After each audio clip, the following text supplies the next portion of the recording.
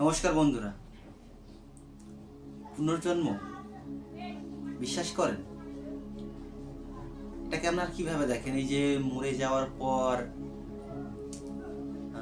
আপনার যা পাপ করেছেন আপনি স্বর্গে যাবেন বা নরকে যাবেন, এবং আপনি যা পাপ করেছেন সেই পাপের সাজা আপনার নরকে গিয়ে হবে, এবং যে আপনি ভালো কাজ করেছেন, পূর্ণ কামনা করেছেন, সেটা আপনাকে স্বর্গে নিয়ে যাওয়া হবে এবং সেখানে আপনি সুখ পাবেন।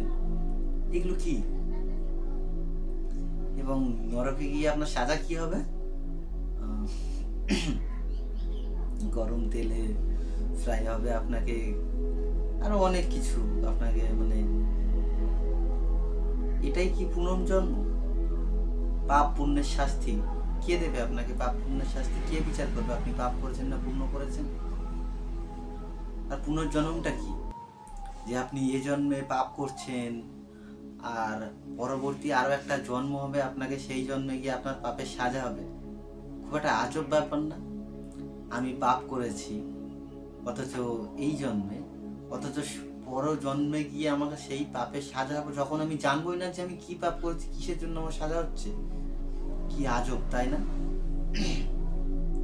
আসলে না বন্ধু, পুরোটাই একটা মিথ্যে রটানো গল্প। পুনর্জন্ম অবশ্যই হয়, আমারও হয়, আপনারও হয়, সবারই হয়, প্রত্যেকের হয় পুনর্জন্ম। তবে যেভাবে বলা সবাই বলে সেভাবে নয়। পুনর্জন্ম কিভাবে হয় সেটাই বলবো আপনাকে।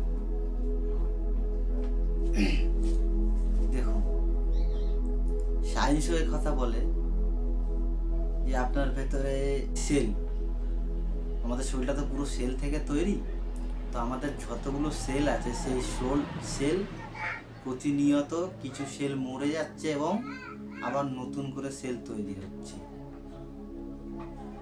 তাহলে সেদিক থেকে দেখতে গেলে আমাদের শরীরটা তো রোজই নতুন ভাবে তৈরি হচ্ছে।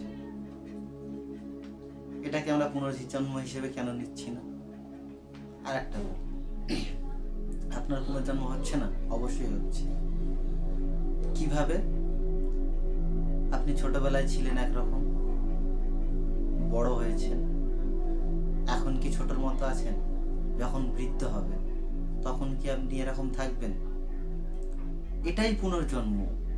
এই এক জন্মের ভেতরে আপনার সবকিছু পুনর্জন্ম সৃষ্টি, এর মধ্যে সবকিছু। আপনি পাপ করছেন, আপনার এই জন্মেই সাজা হবে। আপনি পুণ্য করছেন, আপনার এই জন্মেই সাজা হবে। তাহলে আত্মা কোথায় যাবে?